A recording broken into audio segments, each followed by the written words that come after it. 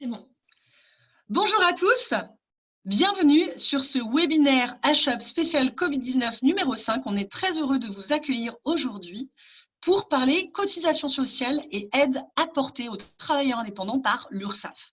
On a le plaisir aujourd'hui d'accueillir parmi nous deux intervenants de qualité. On est très heureux qu'ils soient présents avec nous, deux représentants donc de l'URSSAF Aquitaine qui se présenteront en début de ce webinaire. Comme d'habitude, je laisse la parole à Laura Verlac, responsable nationale des programmes HUB, pour un rappel des règles du jeu et un rappel peut-être de quelques modalités techniques. À toi de jouer, Laura. Bonjour à tous, bienvenue à tous sur ce webinaire. Alors comme vous en avez l'habitude pour ceux qui nous suivent depuis le début, l'idée c'est qu'on fasse la place d'abord à nos intervenants et ensuite il y aura bien sûr un temps de questions-réponses. Pour ces questions-réponses, je vous invite le plus possible, si vous pouvez, à poser vos questions directement dans la partie questions-réponses prévue à cet effet, donc qui s'appelle Q&R en bas de votre écran. Et de garder le chat, la partie conversée, plutôt pour vos réactions, et on vous y partagera aussi quelques documents.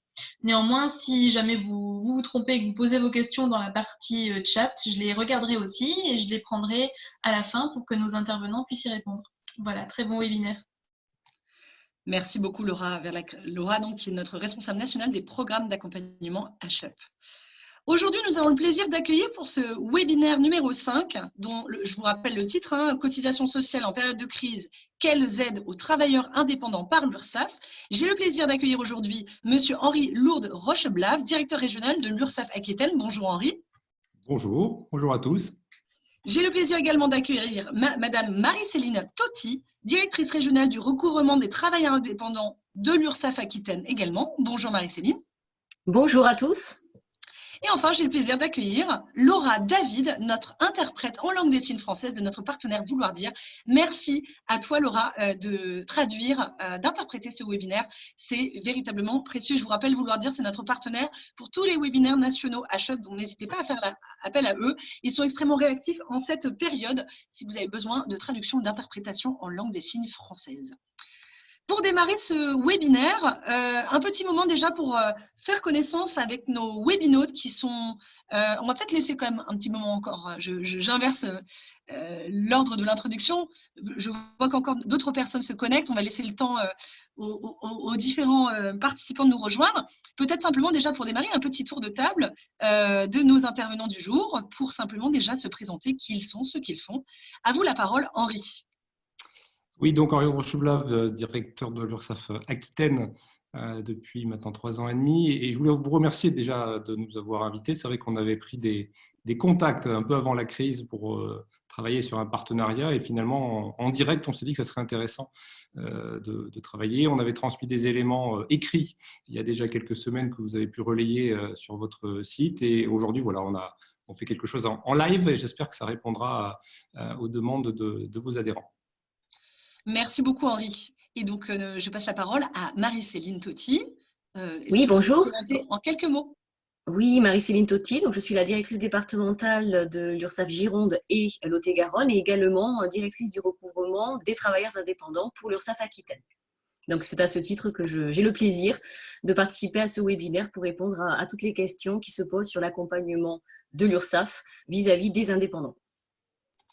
Merci beaucoup, merci infiniment et merci encore une fois à l'URSSAF Aquitaine qui a été extrêmement proactive à prendre contact avec HUB pour partager des informations, partager des documents points de repère en cette période de crise et même au-delà bien sûr.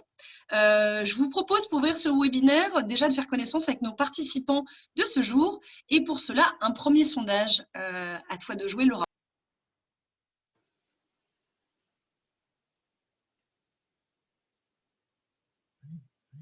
Je crois qu'il y a une petite… Ah, on n'a pas de sondage. En fait, ça. Il y a un problème sur le lancement de sondage.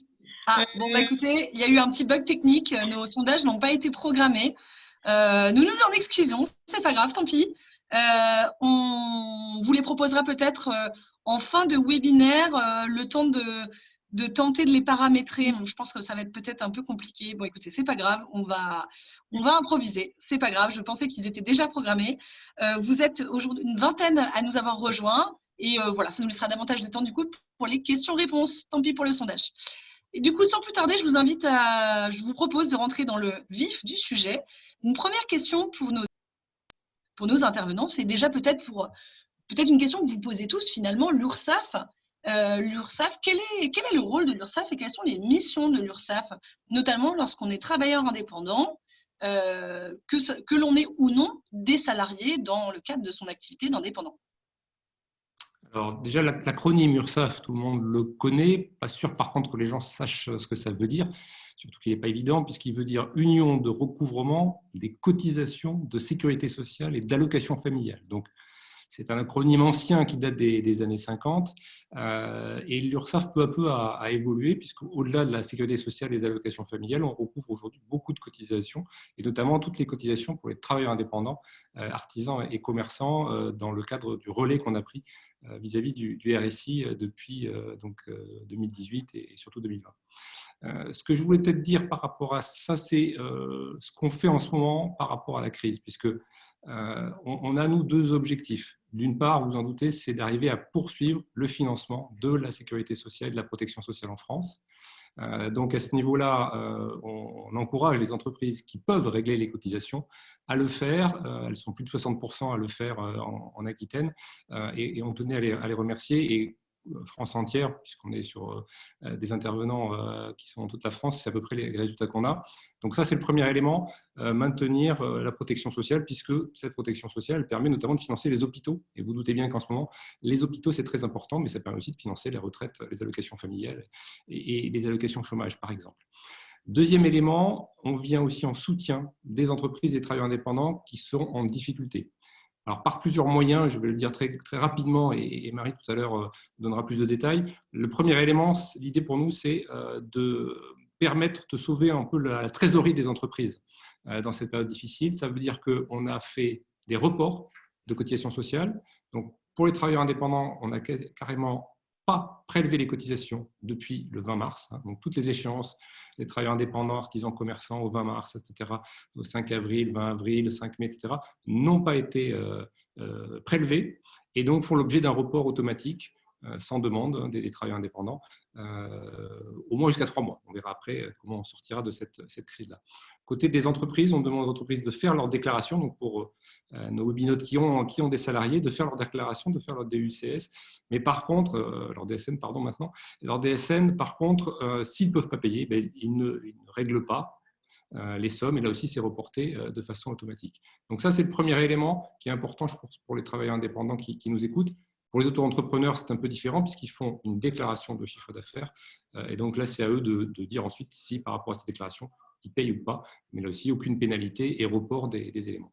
Deuxième chose, mais je laisserai Marie en parler tout à l'heure, on a aussi un stand d'aide, soit payé par l'URSSAF dans le cadre du Conseil de la protection sociale et des travailleurs indépendants, soit en soutien d'autres aides, notamment offertes par l'État avec le Fonds de solidarité.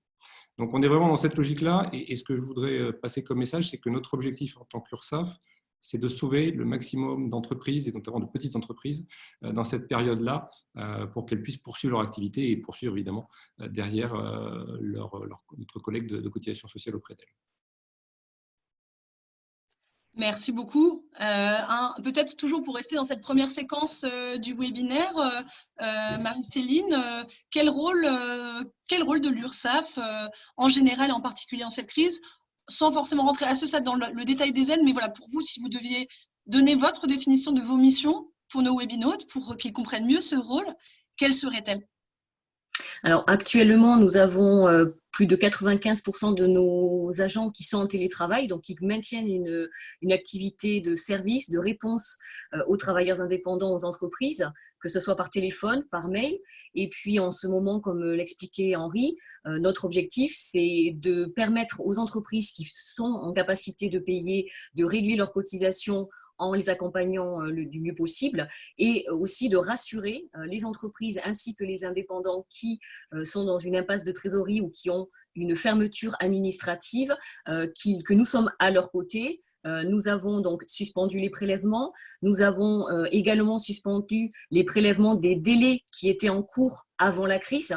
Donc là aussi, bien réassurer sur le fait qu'il n'y a pas de prélèvements sociaux pendant cette période-là. Et notre objectif, c'est aussi de les renseigner sur toutes les mesures qui sont à disposition des indépendants et des entreprises, offertes bien sûr par l'URSSAF, mais également offertes par nos partenaires, puisque nous travaillons en ce moment beaucoup avec des partenaires du monde économique, en département, en région, avec la directe, avec les impôts, avec les préfectures, avec les douanes, etc., qui pour justement à donner un service le plus homogène possible vis-à-vis des entreprises. Et l'objectif, c'est effectivement de faire en sorte de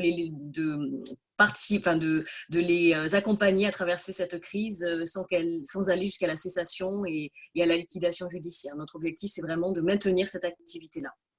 Lorsque l'URSSAF a repris le recouvrement des indépendants au mois de janvier 2020, donc l'ex-RSI, l'URSSAF a eu une autre mission que celle du recouvrement des cotisations sociales, qui était notre mission et qui est notre mission première, on va dire, initiale. C'est une mission d'action sociale. Et donc, j'en parlerai tout à l'heure, mais c'est une nouvelle mission que l'URSSAF a pris en charge à partir de janvier. Et justement, c'est cette mission aujourd'hui que nous mettons en avant et qui nous permet d'être aux côtés des indépendants depuis que nous avons récupéré la gestion de cette activité. Merci beaucoup. Et alors, du coup, pour nos webinautes, en synthèse, on comprend que finalement, le rôle et les missions de l'URSSAF sont multiples. Un rôle historique, bien sûr, de recouvrement des cotisations sociales, mais effectivement, c'est un rôle majeur puisque ces cotisations sociales financent notre modèle social, hein, le pacte social sur lequel est fondée notre société et le système de solidarité qui est le nôtre, qui finance l'hôpital public, etc., etc. Enfin, je pense qu'on est dans un pays où on est extrêmement bien loti sur ces questions-là et voilà, c'est aussi l'occasion de s'en rappeler. Donc un rôle historique et finalement un rôle nouveau depuis le 1er janvier 2020, qui est donc cette notion de recouvrement des cotisations sociales des indépendants à la suite de l'absorption de l'ex-régime social des indépendants. Ça, c'est quelque chose effectivement de relativement récent et c'est intéressant de le rappeler. Et puis, du coup, ce rôle aussi d'accompagnement, d'action sociale auprès des indépendants, on aura l'occasion de l'évoquer un petit peu plus tard.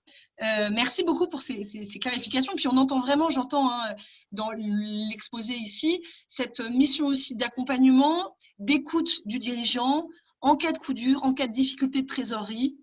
On est loin de l'image qu'on peut avoir du censeur qui est là, comme dans Astérix, limite dans les représentations un peu naïves qu'on peut s'en faire du collecteur d'impôts qui va nous tomber dessus. On est quelque part aussi dans un rôle d'accompagnement, d'écoute, d'identifier des solutions dans des moments qui peuvent être difficiles pour l'entreprise. Et en fait, une entreprise connaît forcément des moments difficiles, que ce soit à l'occasion d'une crise sanitaire ou d'une période de creux de son activité économique. Voilà, l'URSSAF est vraiment là pour être un partenaire quelque part de l'activité des indépendants. Je pense que c'est un message important à retenir aujourd'hui.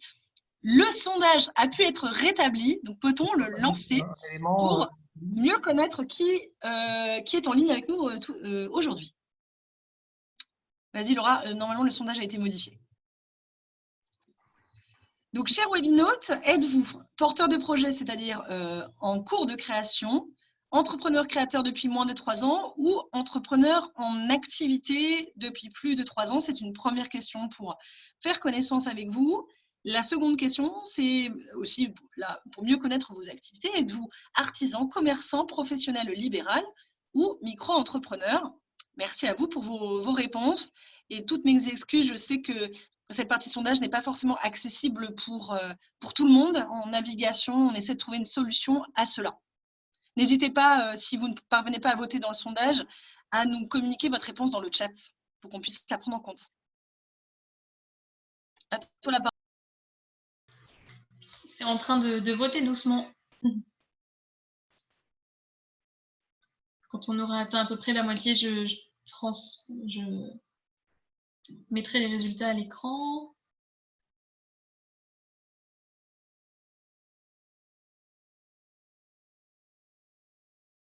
Et voici, je ne sais pas si vous voyez les résultats à l'écran, mais on a une majorité d'entrepreneurs créateurs, donc créateurs depuis moins de 3 ans et qui sont plutôt micro-entrepreneurs.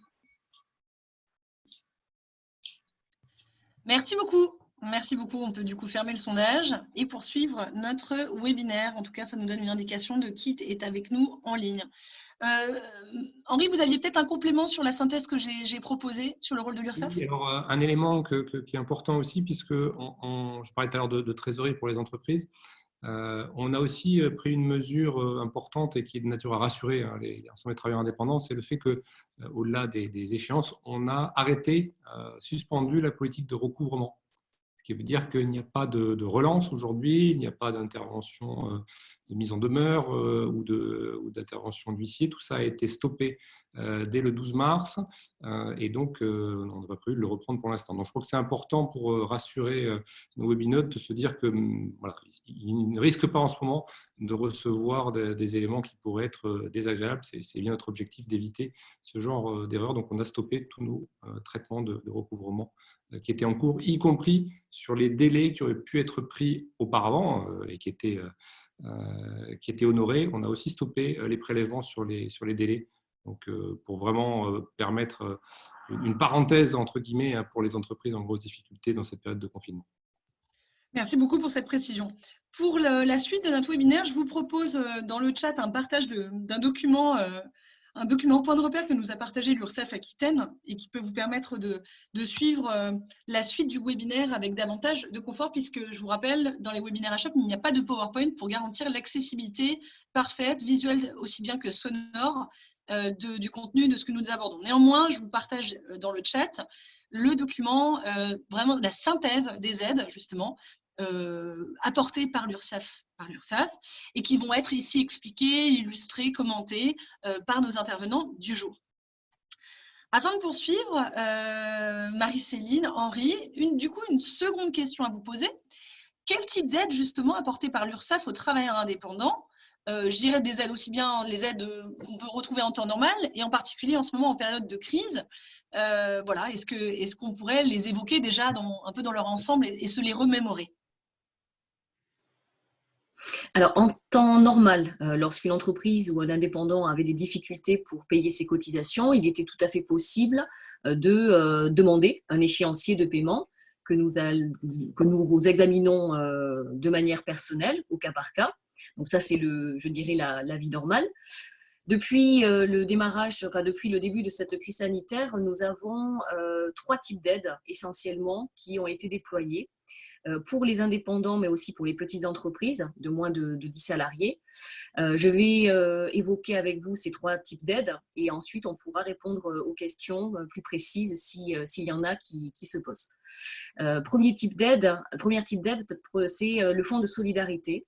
Donc le fonds d'État, alors ce n'est pas l'URSSAF qui gère ce fonds d'État, mais il est important de le préciser puisque nos ressortissants peuvent en bénéficier. Ce fonds d'État est versé par les impôts et sont éligibles toutes les petites entreprises ainsi que les indépendants. Donc, parmi nos webinautes aujourd'hui, certains peuvent être éligibles à ce fonds de solidarité sous la condition d'avoir éventuellement eu une fermeture administrative, d'avoir un chiffre d'affaires inférieur à 1 million d'euros et effectivement d'être en activité, donc de subir des conséquences de la crise avec une perte de chiffre d'affaires qui est supérieure à 50% au mois de mars, mais également au mois d'avril. Donc ce fonds de solidarité, il est ouvert depuis le mois de mars, enfin depuis le mois de mars, il a été reconduit au mois d'avril et il peut aller jusqu'à 1 500 € d'aide. Voilà. Donc c'est important de le solliciter si nos webinautes sont dans cette éligibilité. C'est un volet 1. Le volet 2 de ce fonds de solidarité est géré par les régions. Et c'est la raison pour laquelle c'était intéressant de savoir si nous avions des webinautes de la France entière, puisque là, ce sont les conseils régionaux qui prennent le relais. Et donc, ne faut pas hésiter à aller sur les sites internet des conseils régionaux pour voir comment remplir les dossiers. Normalement, c'était réservé à des entreprises de 1 salarié, mais il peut y avoir des aménagements selon les conseils régionaux et l'aide est prévue entre 2 000 et 5 000 €. Le premier type d'aide, donc, c'est le fonds d'État, fonds donc de solidarité qu'il est possible d'actionner en se connectant à son espace personnel sur le site impôts.gouv. Deuxième type d'aide, là, ce sont les URSSAF qui entrent en jeu. Donc, j'ai parlé tout à l'heure de l'action sociale.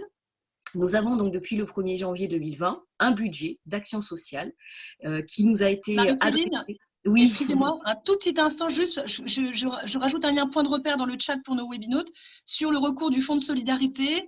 Je vous retransmets le kit de survie de l'Union des auto-entrepreneurs qui explique le pas à pas très concret et pratico-pratique pour saisir ce fonds de solidarité, voilà, la navigation, le formulaire, etc.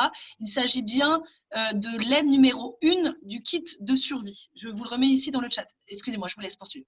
Non, et en précision, effectivement, sur le site des impôts, il y a une foire aux questions qui est vraiment très complète et qui permet d'identifier, selon les profils des entreprises ou des indépendants, les situations. Et ce qui est important, suite à confirmation de la part des impôts, c'est que si les webinotes n'ont pas fait leur demande pour le mois de mars, il est encore possible de le faire s'ils sont éligibles jusqu'au 15 mai, en même temps que la demande pour le mois d'avril. Donc, comme je le disais, il est possible de demander 2 mois d'aide en mars, pour mars et pour avril, s'il y a eu une fermeture administrative ou une diminution de chiffre d'affaires. Donc, ça, c'était le fonds d'État, effectivement. Concernant l'action sociale, donc, nous avons un budget qui a été alloué au niveau national par le Conseil de la protection sociale des travailleurs indépendants. C'est un budget Nouvelle-Aquitaine. Et nous avons donc la possibilité de délivrer une aide financière exceptionnelle ou bien de prendre en charge des cotisations. Les formulaires sont accessibles en ligne sur les sites internet ursaf.fr, sécuindépendant.fr, mais aussi autoentrepreneur.ursaf.fr. Ce qui est important de préciser, c'est que cette action sociale est ouverte à tous les indépendants, professions libérales, auto-entrepreneurs, artisans et commerçants ou professions médicales non conventionnées. Voilà, donc c'est assez large et donc il est possible de faire cette demande en ligne pour solliciter cette action sociale. L'action sociale en URSSAF, comme son nom l'indique, a pour objectif d'assurer la pérennité de l'entreprise. Alors bien sûr, aujourd'hui, elle revêt une coloration particulière puisque notre objectif, c'est d'aider les indépendants à passer cette crise très difficile, mais c'est un budget qui en tout cas les demandes sont analysées au cas par cas pour pouvoir allouer véritablement les aides à ceux qui en ont le plus besoin. Voilà pour l'action sociale URSSAF. Et ensuite, troisième type d'aide, oui. Le fait de préciser que les deux ne sont pas cumulatifs, c'est-à-dire que c'est le fonds de solidarité qui est, je dirais, prioritaire parce que les critères sont les plus ouverts. Donc, pour nos webinotes, l'important, s'ils ne l'ont pas encore fait, c'est vraiment d'aller sur le site pogouv.fr pour vérifier qu'ils ont droit à cette aide du fonds de solidarité. Et c'est seulement s'ils n'avaient pas droit à cette aide, ils pourraient basculer, faire une demande d'action sociale. Je crois que c'est important de rappeler ce principe. Tout à fait. Voilà, on nous a demandé un principe de subsidiarité pour effectivement privilégier dans nos critères d'allocation de l'action sociale ceux qui n'auraient pas pu bénéficier du fonds de solidarité. Et donc enfin, une autre aide qui a été votée par le Conseil de la protection sociale des travailleurs indépendants, qui là, ça va s'adresser à un public très spécifique. Ce sont les artisans et les commerçants uniquement, et non pas les professions libérales, y compris les auto-entrepreneurs. Donc, j'ai vu dans le sondage qu'il y avait 57% d'auto-entrepreneurs en ligne, donc y compris les auto-entrepreneurs dès l'instant où ils sont dans la catégorie artisans et commerçants. C'est une aide qui consiste à verser l'équivalent de la cotisation de retraite complémentaire qui a été payée par les artisans et commerçants en 2018, avec un plafond à 1 250 € net. Et pour en bénéficier, il faut être affilié, être actif au 15 mars 2020 et donc être artisan et commerçant et avoir versé des cotisations de retraite complémentaires qui sont en quelque sorte reversées ou réallouées aux artisans et commerçants qui étaient affiliés au régime complémentaire des indépendants. Cette aide donc est versée sans aucune démarche des artisans et des commerçants. Il y a eu un premier versement le 27 avril Et nous avons depuis hier envoyé un mailing pour ceux qui n'avaient pas communiqué de coordonnées bancaires à l'URSSAF pour que nous puissions effectuer un second versement aux personnes éligibles avant la fin du mois de mai. Peut-être rappeler également pour vos webinotes que ces aides sont bien des aides et donc ne sont pas remboursables, hein, ce n'est pas des prêts. Parce que j'ai eu la question d'ores et déjà, certaines personnes n'osaient pas les demander en se disant qu'il faudra que je les rembourse un jour. Donc les trois qu'on a évoqués sont bien des aides et ce ne sont pas des prêts, donc ce n'est pas remboursable. Et par ailleurs, ce sont des aides qui ne sont pas soumises à cotisation sociale et à impôts. Hein, donc c'est des aides nettes. Je trouve que ça aussi, c'est important de le savoir.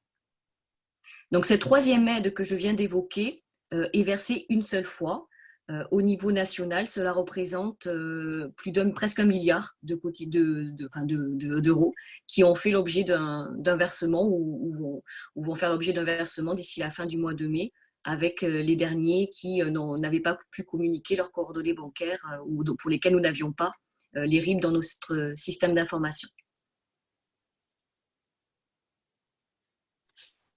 Merci beaucoup. Donc, en résumé, ce qu'on peut en retenir au stade de notre webinaire, là où nous en sommes actuellement, c'est qu'effectivement, en temps normal, on peut toujours saisir l'URSSAF dont on dépend si on a besoin de revoir son échéancier de paiement de cotisation. Ça, je pense que c'est quelque chose, on a l'impression que tout le monde parle de ces reports en ce moment même, mais c'est quelque chose que l'on peut faire tout le temps quand on est en difficulté et en jouant bien sûr le jeu de la transparence et de la rigueur finalement de l'échéancier sur lequel on se met d'accord. Ça, c'est un premier point. Le second point, lié à la période exceptionnelle que nous vivons, un triptyque d'aide qui est ici évoqué, on le rappelle, le recours au fonds de solidarité, avec une info importante qui est qu'on peut toujours encore en ce moment solliciter le fonds de solidarité au titre du mois de mars, donc mars-avril jusqu'au 15 mai, j'ai entendu cette échéance-là, donc ne tardez pas trop, hein, nous sommes déjà le 6 mai. Le second volet d'aide, c'est bien l'action sociale de l'URSSAF. Je vous ai remis dans le chat les différents sites en fonction du statut qui est le vôtre, par lequel il faut que vous fassiez passer votre demande auprès de l'action sociale de l'URSSAF. Et puis, le troisième volet, qui est bien l'aide du Conseil de la protection sociale des travailleurs indépendants. Attention, il s'agit bien d'une aide destinée uniquement aux artisans, commerçants, auto-entrepreneurs en activité au 15 mars 2020 et sous un certain nombre de conditions d'éligibilité à regarder de près. Voilà en synthèse. Est-ce que vous souhaitiez rajouter quelque chose, chers intervenants? Oui, en temps normal également, si les revenus sont modifs d'un artisan, alors artisan ou commerçant ou profession libérale, et donc non auto-entrepreneur, si les revenus sont variables d'une année sur l'autre, et cette année, ça risque d'être le cas, il est toujours possible de faire des modulations de revenus ou des revenus estimés pour essayer de réduire les cotisations courantes de l'année. Donc là aussi, il y a en ce moment une campagne de déclaration sociale pour l'année 2019, mais il ne faut pas hésiter également sur les sites internet ursaf.fr, sécuindépendant.fr, à effectuer des modulations de revenus pour essayer d'alléger les cotisations courantes de l'année 2020. Voilà, les cotisations provisionnelles. Et éviter de trop payer pour se faire plus tard rembourser. En ce moment, effectivement, en recherche de trésorerie, c'est un mécanisme qu'il est important d'actionner et de connaître. Merci beaucoup. Merci pour cette précision importante, en effet. Avant que nous passions, il est 14h29. Avant que nous passions aux questions-réponses de nos webinautes, j'avais préparé à l'attention de nos intervenants 2 questions d'approfondissement à leur poser et peut-être que ça répondra à certaines des questions des webinautes. Première question d'approfondissement. On a bien compris qu'il s'agissait de report de cotisations. Ces cotisations, il est important de savoir qu'il faudra les payer un jour ou l'autre. Il faut donc les provisionner dans son plan de trésorerie si elles sont reportées, et elles sont reportées puisque c'est automatique, on n'a pas de demande spécifique à faire en ce moment pour cela. Comment va se passer du coup la reprise du recouvrement de ces cotisations reportées? Alors, pour l'instant, en effet, vous le disiez, on est en report de 3 mois pour chaque mois. L'idée, évidemment, ce n'est pas de redémarrer le recouvrement au 15 juin ou au 15 juillet comme si de rien n'était. Donc, on est dans une réflexion avec les pouvoirs publics consistant à avoir là aussi des mesures exceptionnelles, partant sur donc des délais de paiement qui seront, je pense, longs, donc qui iront au-delà de la fin de l'année 2020, sur des délais de paiement qui seront sûrement progressifs, donc avec des premières échéances limitées pour pouvoir attendre que les entreprises puissent retrouver une meilleure santé. Et l'idée aussi, c'est qu'on soit à nous, côté URSSAF, à faire des propositions à l'ensemble des entreprises et des travailleurs indépendants. Charge à eux et à elles de ensuite nous répondre pour dire OK, on est capable de supporter ou pas, et on rediscute et on renégocie. Donc ça, c'est le premier élément important, de dire voilà, on ne repartira pas comme si de rien n'était. On est tout à fait conscient qu'on subit une crise très très forte et que donc ça nécessitera des modalités spécifiques. Deuxième élément, parce qu'on en parle beaucoup en ce moment, il y a des annonces ministérielles très régulières, c'est l'éventualité d'annulation de cotisations sociales. Donc ça, le président de la République s'y est engagé, le ministre des Finances également. Par contre, pour l'instant, on n'a pas les modalités techniques précises. On sait a priori que ça va concerner les cotisations plutôt sur cette période-là de mars, avril, mai, que ça concernera plutôt les cotisations patronales, et sur certains secteurs, évidemment les secteurs complètement fermés, on pense aux hôtels, cafés, restaurants, on pense au monde du spectacle, à l'événementiel, au tourisme. Et ce qui a été évoqué par le ministre Gérald Darmanin hier, c'est également tous ceux qui ont subi justement une fermeture administrative. Et là, on pense au commerce non alimentaire qui a été fermé pendant plusieurs semaines. Donc ça, ce sont des projets. Aujourd'hui, on ne peut pas vous donner les modalités précises de ces annulations ou exonérations de charges, puisque c'est en cours de réflexion avec les pouvoirs publics. Je pense qu'on en saura un peu plus dans les jours qui viennent, puisque les textes sont en cours de préparation, et vous avez vu qu'on a eu un rythme très fort d'ordonnances, de décrets qui sont sortis au fil de l'eau depuis 2 mois. Donc, je pense que dans les jours qui viennent, on aura un peu plus d'informations. Mais en tout cas, voilà, les annonces sont claires au niveau du principe, en tout cas. Merci pour cette précision. Et du coup, j'invite vraiment tous les webinautes à la plus grande prudence. On parlait lors du dernier webinaire de gestion de trésorerie. À ce stade, on ne saurait que trop vous recommander, côté HUP et tous nos partenaires également, de provisionner ces reports dans votre plan de trésorerie, comme si vous deviez les payer, comme s'il n'y avait pas d'exonération en ligne de mire. Vous aurez tout du moins une bonne surprise peut-être, mais en tout cas, on vous invite vraiment à vraiment privilégier, de provisionner ces recouvrements selon l'échéancier sur lequel vous avez pu peut-être vous mettre d'accord, par exemple pour vos cotisations prévoyance, retraite auprès de vos organismes complémentaires. Voilà, essayez de vous dire que vous avez à peu près la même logique pour vos cotisations sociales auprès de l'URSSAF, pour ne pas avoir de mauvaises surprises ou vous réveiller avec une ardoise très, très salée qui arriverait. Vraiment, c'est une recommandation voilà, qu'on porte chez HUP, et je pense qu'on n'est pas les seuls à la porter, évidemment. Deuxième question d'approfondissement, avant qu'on prenne les questions de nos webinautes, c'est finalement quelle est l'essence finalement de l'aide sociale de l'URSSAF? On a compris bien sûr qu'il y avait une instruction, que c'était vraiment une étude au cas par cas, que ça concernait effectivement voilà, certaines catégories de travailleurs indépendants. Quelle est finalement un peu la philosophie, l'intention qu'il y a derrière cette aide sociale? Si on pouvait… Oui. À qui est-elle destinée en priorité dans votre esprit ou dans votre politique? Alors, nous avons, je vous ai présenté 3 types d'aides qui sont actionnables maintenant et qui sont, pour 2 d'entre elles, finalement très conjoncturelles. Le fonds de solidarité pour le mois de mars et avril et l'aide CPSTI qui est versée une seule fois. L'action sociale pourra être actionnée, sollicitée tout au long de l'année et puis pour les années suivantes, puisque c'est une nouvelle mission, comme je vous l'ai indiqué, de l'URSSAF. Et cette action sociale se présente sous forme de 4 aides à l'URSSAF. On peut actionner donc une demande d'aide ponctuelle, comme un secours d'urgence. Ça peut être le cas lorsqu'un commerce fait l'objet d'une avarie, d'un incendie. Donc c'est avant la crise de cette manière-là que nous versions des aides d'urgence. Il peut y avoir donc une prise en charge de cotisation.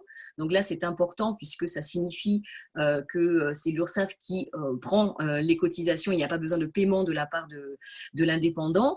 Mais cette prise en charge de cotisation, puisque vous me demandez la politique, elle est quand même soumise à un minimum d'affiliation, au fait que l'indépendant soit dans une situation qui lui permettrait de rebondir, on va dire, donc pour assurer sa pérennité si l'action sociale de l'URSSAF intervient.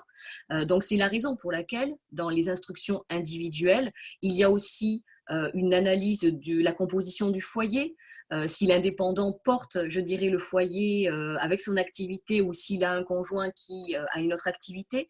Tout ça est important pour que les conseillers, puisque ce sont des administrateurs qui sont des pairs des indépendants, ce sont des artisans, des commerçants, des professions libérales qui examinent les dossiers et qui rendent des décisions. Et donc je parlais du deuxième type d'aide qui est donc la prise en charge de cotisation.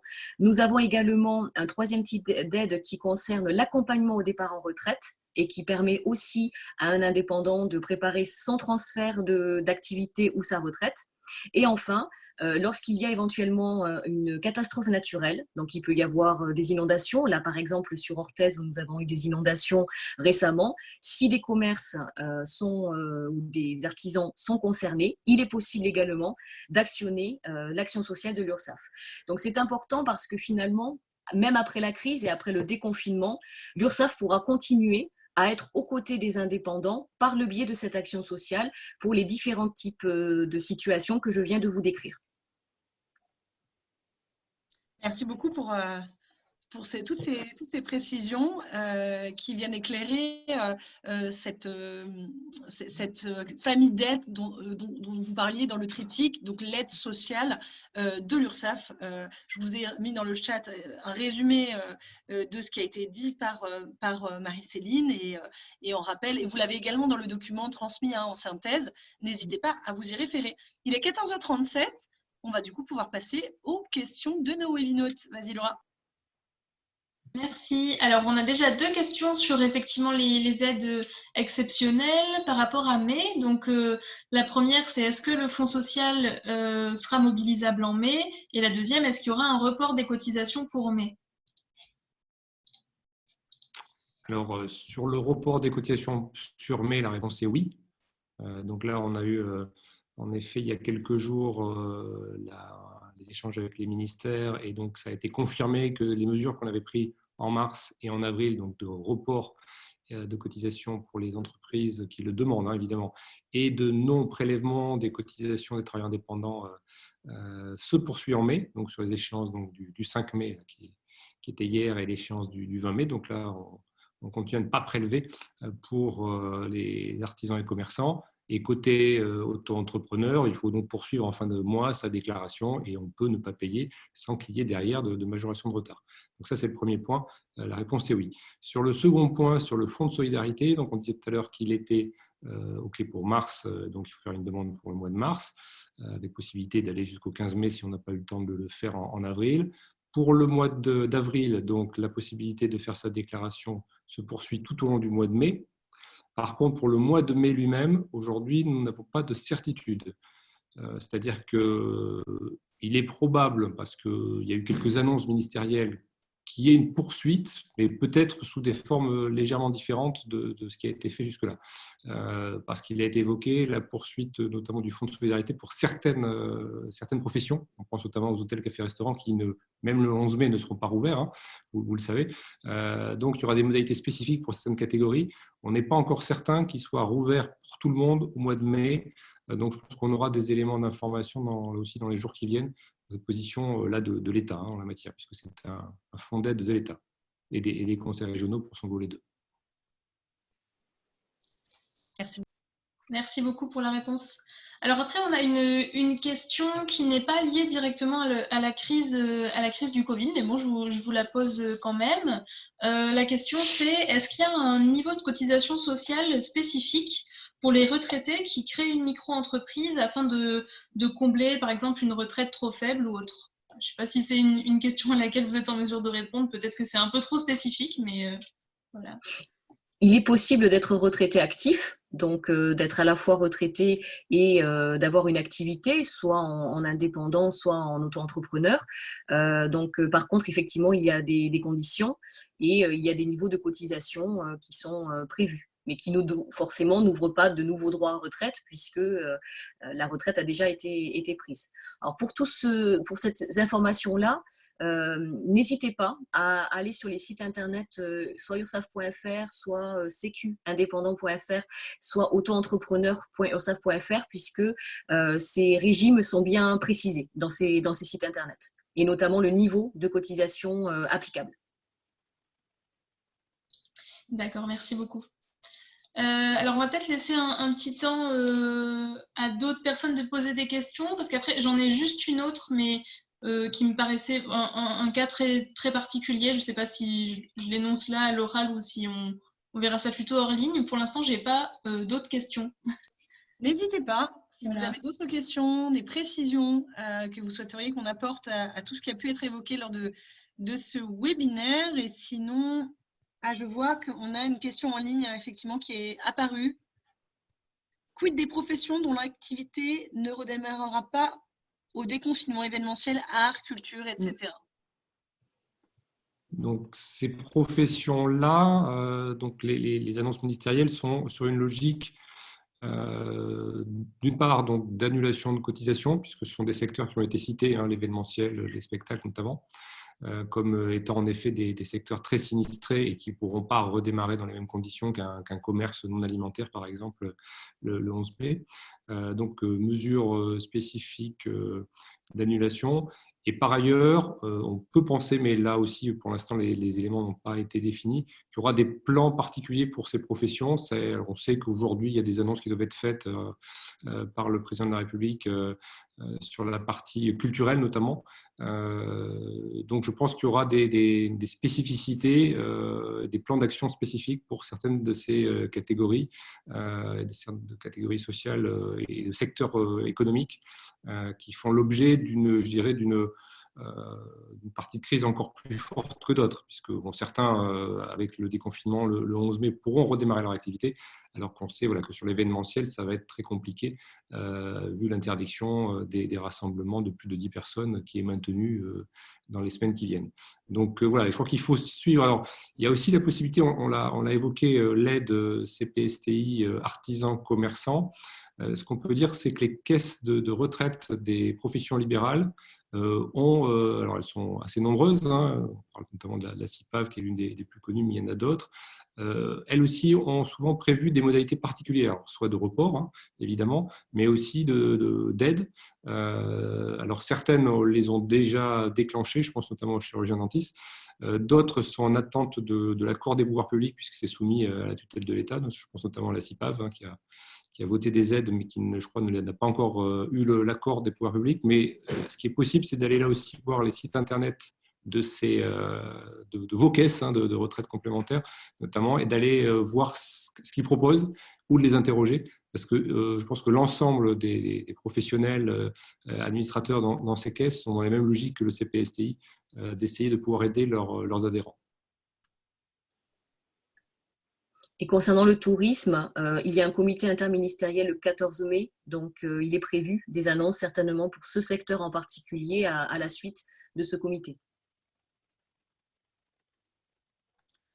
Merci pour toutes ces précisions et on peut élargir ce conseil de solliciter sa caisse de retraite complémentaire pour savoir si une caisse ou l'autre ont mis en place des mesures d'aide spécifiques. On peut élargir ce conseil à vraiment tous vos partenaires, vos fournisseurs en général, en particulier vos assureurs professionnels, que vous soyez couverts au titre de votre RC professionnel, vos locaux, voilà, l'assurance professionnelle qui vous prélève tous les mois. Vous pouvez aussi vous tourner vers vos assureurs pour soit des reports, soit des mesures d'aide spécifiques que ces compagnies d'assurance auraient mis en place. Je vous donne un exemple, hein, nous c'est le cas pour HUP, hein, sur notre assurance professionnelle qui est donc Alliance. Voilà, ça a même été une prise de contact proactive de leur part. Je sais que voilà, tous les assureurs AG2R Mondial, Malakoff, Humanis ont mis en place des mesures, c'est évident. N'hésitez pas à solliciter votre conseiller pour vraiment bien connaître ce qui a pu être mis en place et solliciter ce qui vous aidera le mieux. Voilà. Est-ce qu'on peut du coup poser peut-être la question spécifique qui était posée avant qu'on conclue ce webinaire? Tout à fait. Alors, je vous la lis. Je suis un cas particulier, je suis auto-entrepreneur dans le bien-être relaxation. Mon médecin spécialiste me préconise de ne pas reprendre mon activité avant juin et de revoir la situation en fonction de l'évolution de l'épidémie. À quelle aide puis-je prétendre, sachant qu'un arrêt maladie ne serait pas bon pour moi vu que je suis auto-entrepreneur depuis 2018? Alors, dans ce domaine d'activité, je pense que la personne peut prétendre au fonds de solidarité, puisque là, il y a peut-être enfin, c'est un secteur qui a fait l'objet de fermeture administrative. Donc, au moins pour le mois de mars et avril, il nous faut absolument actionner le fonds, puisque ça peut aller jusqu'à 1 500 €. Comme je vous l'indiquais tout à l'heure, effectivement, une aide financière exceptionnelle de la part de l'URSSAF peut être actionnée pour essayer de passer le cap de cette fermeture qui est finalement liée à une situation individuelle, personnelle. Voilà, moi, pour nous, ce qui nous concerne, URSSAF ou Fonds de solidarité, ce sont les alors, en tant qu'auto-entrepreneur, elle pourra faire une déclaration de chiffre d'affaires, mais éventuellement à zéro, mais en tous les cas, faire un report ou donc ne pas payer. Et puis, si à la reprise, il y a aussi des difficultés à reprendre un paiement normal des cotisations, comme je vous l'indiquais tout à l'heure, il sera toujours possible de demander un échéancier pour ajuster le paiement URSSAF avec la capacité de trésorerie en fonction du redémarrage. D'accord. Merci beaucoup. Merci beaucoup. Et du coup, il y a une dernière question qui est arrivée entre-temps. Mon chiffre d'affaires n'est pas fixe chaque mois. Comment va être calculé le fonds de solidarité? Ça s'est bien expliqué sur la foire aux questions, justement, qui est présente sur le site des impôts, puisqu'il y a un lissage, une moyenne en quelque sorte, qui est prévue pour ces situations-là, ou pour les entreprises qui n'étaient pas créées en mars 2019 ou en avril 2019, puisque au départ, la comparaison se faisait entre ces 2 mois. Bien évidemment, si on a été créé après ce mois de mars ou ce mois d'avril 2019, il y a donc un lissage qui se fait pour les situations de chiffre d'affaires non fixe. Voilà. Donc, c'est bien expliqué effectivement sur la foire aux questions. Donc, n'hésitez pas à aller, c'est sur l'espace personnel de chaque que l'on peut faire la demande. Donc, il faut aller sur l'espace personnel de impôts.gouv. Je vous rappelle, nous avions fait il y a quelques semaines un webinaire dédié au Fonds de solidarité avec l'Union des auto-entrepreneurs. Je vous redonne ici le lien recommandé par l'Union des auto-entrepreneurs. C'est vraiment le lien pas à pas. Donc, suivez-le, tout y est décortiqué, l'écran, là où il faut cliquer pour faire appel au Fonds de solidarité, les petites astuces de rédaction, tout y est décortiqué vraiment pas à pas. Donc, je vous remets ici le lien. C'est dans le kit de survie de l'Union des auto-entrepreneurs, aide numéro 1. Je vous invite vraiment à regarder de près parce que chaque situation est un peu unique. Il y a vraiment une notion un peu de cas par cas. Aide numéro 1, kit de survie de l'UAE. Et je vous rappelle un point essentiel qui avait été abordé par Monique Santé, la déléguée générale de l'Union des auto-entrepreneurs, c'est que la demande de mars s'appuie sur les anciennes règles de comparaison de chiffre d'affaires. Chiffre d'affaires de mars 2019 versus chiffre d'affaires de mars 2020, si tant est que la structure existait préalablement. Si ce n'était pas le cas, on prenait en compte le chiffre d'affaires moyen sur les mois d'activité depuis donc le 1er avril 2019 jusqu'au 1er mars 2020. Voilà, c'était ça la règle de mars. Donc la règle de mars, elle s'applique toujours.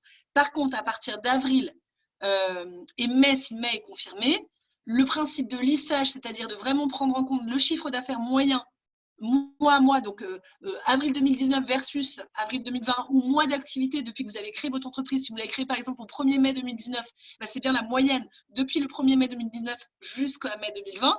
C'est sur cette base-là qu'on va estimer si vous avez eu ou pas une vraie baisse de votre activité. Donc, en résumé, on compare 2 chiffres d'affaires mois à mois ou chiffre d'affaires moyen depuis la création de l'entreprise si elle est ultérieure au mois de mars 2019. Ça, c'est l'ancienne règle pour le mois de mars. Et par contre, à partir d'avril, c'est la nouvelle règle, c'est-à-dire le chiffre d'affaires moyen.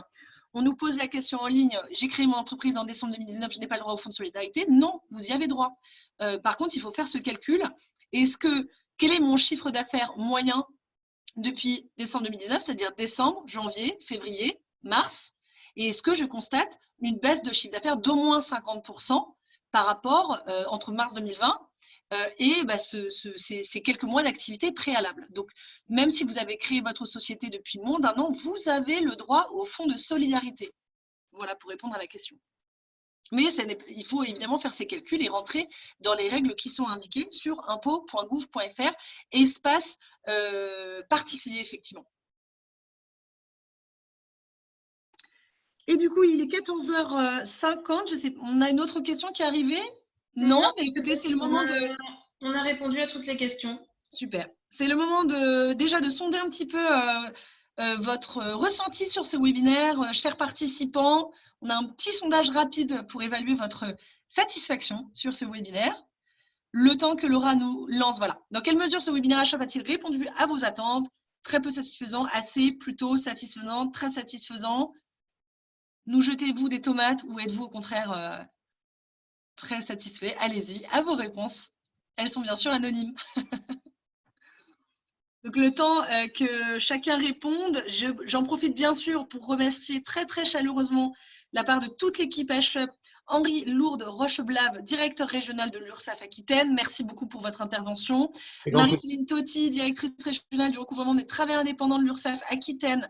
Merci à vous, Marie-Céline, pour votre intervention très, très riche et très précise. Et bien sûr, merci à Laura David, notre interprète en langue des signes française, de notre partenaire Vouloir Dire, pour son magnifique interprétariat. Voilà, est-ce que le sondage est terminé? Oui, je crois qu'on s'en sort plutôt bien. Ah, merveilleux, merci beaucoup. Merci à tous pour vos retours. Donc, un webinaire qui a répondu aux attentes plutôt largement et c'est tant mieux. Vous retrouverez bien sûr le webinaire en replay sur YouTube, la chaîne YouTube HUP et sur notre article du site HUP. Je vous remets simplement ici pour rappel un certain nombre de liens utiles. Le premier, c'est bien sûr pour saisir justement l'aide sociale de l'URSSAF. Vous avez aussi quelques conseils de l'Union des auto-entrepreneurs. C'est l'aide numéro 4 du kit de survie, donc n'hésitez pas à y faire appel. Pour retrouver le replay de ce webinaire ou les replays précédents, n'hésitez pas à vous rendre sur le lien suivant de notre article dédié sur le site HUP. Et puis n'oubliez pas, c'est important de régulièrement consulter notre foire aux questions, la FAQ HUP, qui est régulièrement mis à jour chaque semaine, voire chaque jour. Je vous remets ici ce lien, bien sûr. Et puis, merci à la quarantaine de répondants à l'enquête Impact Covid-19 sur les TIH, donc dans le cadre de cette enquête que nous avons lancée il y a maintenant un petit moment.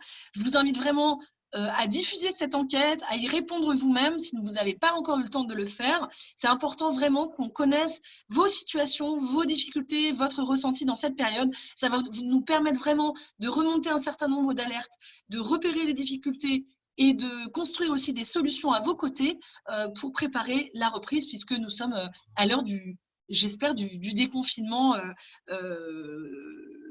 en bonne voie pour la fin du mois de mai et les mois à venir. Donc, n'hésitez pas vraiment à répondre à cette fameuse enquête. Je vous transmets à nouveau le lien. Et c'est vraiment important puisqu'on est vraiment en lien avec BGE, l'AGFIP, un certain nombre d'acteurs nationaux pour construire avec eux des solutions dans le cadre de la reprise de l'économie. Donc voilà, toute votre participation à cette enquête peut vraiment nous aider à repérer les solutions qui sont à mettre en place. Merci à tous, à très bientôt et n'hésitez pas à nous contacter si vous avez des questions ou des besoins d'accompagnement, quel qu'il soit. HUP Entrepreneur est là à vos côtés en cette période. À bientôt. Merci, au revoir. Merci à tous.